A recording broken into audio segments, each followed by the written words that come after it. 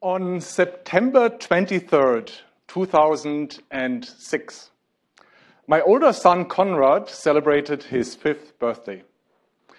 The evening before, we had a cocktail party at our house, and we had several of our friends over. And because it was still early in the evening, Conrad was also there.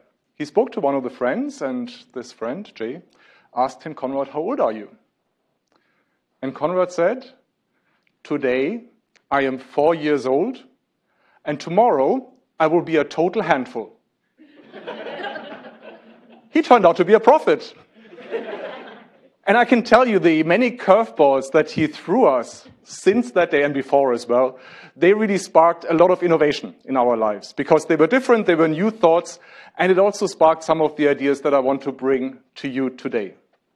What I want to bring to you is the suggestion that the way we often look at innovation is limited because we look at it from a lot of humankind past experience. And I want to suggest an additional way to look at innovation and innovation projects. To understand where we are in our thinking, we really need to go back into the development of humanity. And when you think back into the Stone Ages, into really old times, you realize quickly that our thinking was largely shaped by not being in control. People thought there are outside forces, they influence us, they're stronger than we are, be it natural forces, being bigger beings that might be out there, anything like that. But we are not in control. And that was the thinking for a really long time, until humankind came to a development in their evolution, which we call the Renaissance today, which was a real breakthrough. The breakthrough was that we saw something completely different suddenly that was outside the world we experienced before. And what we realized suddenly is that we do have control. There are things that we can control, and not only that, we can even predict some of the things in nature. We can predict them, and therefore we can really shape it. And there is nothing that symbolizes that turn of thinking more than the discovery that Galileo made in the Cathedral of Pisa. At least that's how the story goes, right? Galileo, on one Easter Sunday morning, was at the cathedral in Pisa, and because the big bells were chiming at that time, the chandelier in the cathedral was swinging slightly. And those of you who are physicists, engineers, or scientists here, you know pretty well that if the pendulum just swings a little bit, the time it takes for one swing is really independent of the amplitude. So a swing like this takes the same time as a swing that's a little bit stronger. As long as the amplitude is small, the time for one swing is constant. And that was a breakthrough discovery. That was enormous. Because what was built on that was all the timepieces that we have since then. Astronomical clocks came along. There were discoveries made on top of that are mind-blowing. Without that accurate timekeeping that became possible, people would not have been able to cross the Atlantic because they couldn't determine longitude.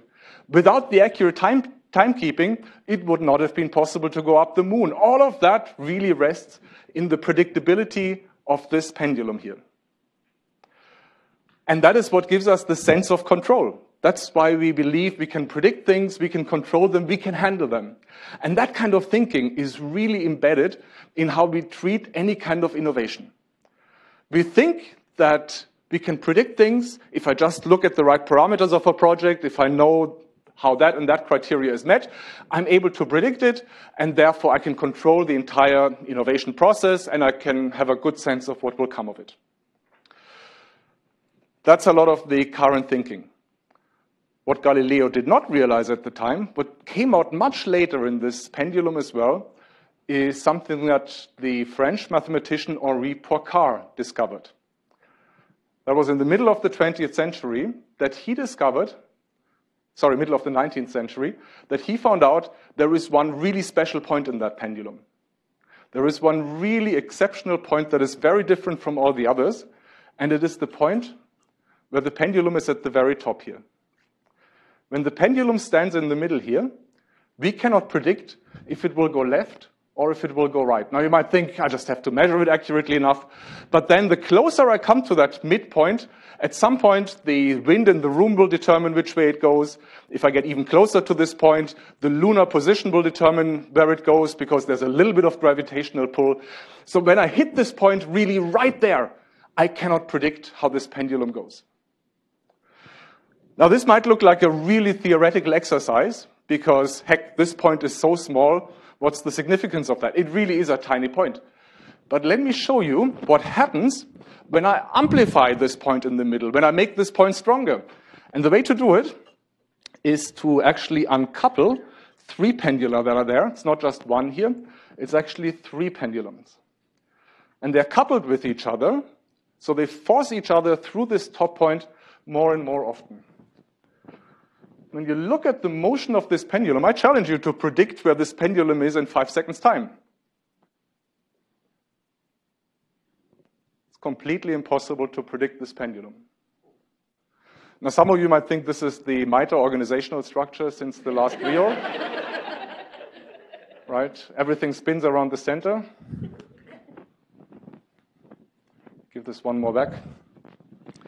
We cannot predict how this pendulum goes, and this is a chaotic pendulum. It's unpredictable. And the same is true for our innovation processes. They really are unpredictable. So instead of looking at some of the criteria that might be there in the innovation, instead of trying to determine where might this innovation go, this is really applying the linear thinking from the past. That is applying the classical thinking from the past. What we should be doing instead is to look at the chaotic nature of it and ask ourselves completely different questions. What I suggest to you is instead of looking at the innovation itself, we should be looking at the innovator. Because the human mind and that person is much better able to cope with the chaos that is there already, instead of believing that the idea, the innovation that might be there, is just following this linear process. I'm suggesting to you that there are 3 things that you can look at in an innovator, and they help you determine how likely this is going to be successful. And I thought of an acronym to make this easily memorable for you. And the acronym I came up with is actually from the animal kingdom, because I thought there might be an animal that is similar to innovation. Not that easy to predict, sometimes a little bit out of control, and the best animal for that I could think of is a cat. Now, since we're a science and technology company, I'll make this cat square for you, and I'll tell you what the different letters stand for. The C is the courage to challenge the status quo. The A is the ability to adapt, and the T is a tendency to be tenacious. Let me tell you what I mean by that. The courage to challenge. Let's imagine for a moment that we were a small business owner sometimes in the middle of the 19th century. We lived somewhere in the US, and our business is going reasonably well. We're doing just fine. Not filthy rich, but we're doing fine. The only thing that's really bothering us is that the messages that we send to our different offices across the country that we have to send via the Pony Express get intercepted by some bandits occasionally, and that really troubles us. So some guy comes along by the name of Morse, and he has a fantastic idea. He's suggesting to us, you know what, we're going to span a system of copper cables around the country, and that will allow you to transmit messages to all your different offices, and you don't need to worry about the bandits anymore. You ask your friends, what do they think of it? Your friends all tell you, you're a total idiot to think that this is possible, and everyone discourages you from doing it. In the end, you buy into that idea, and you put all your money behind it. Lo and behold, it works.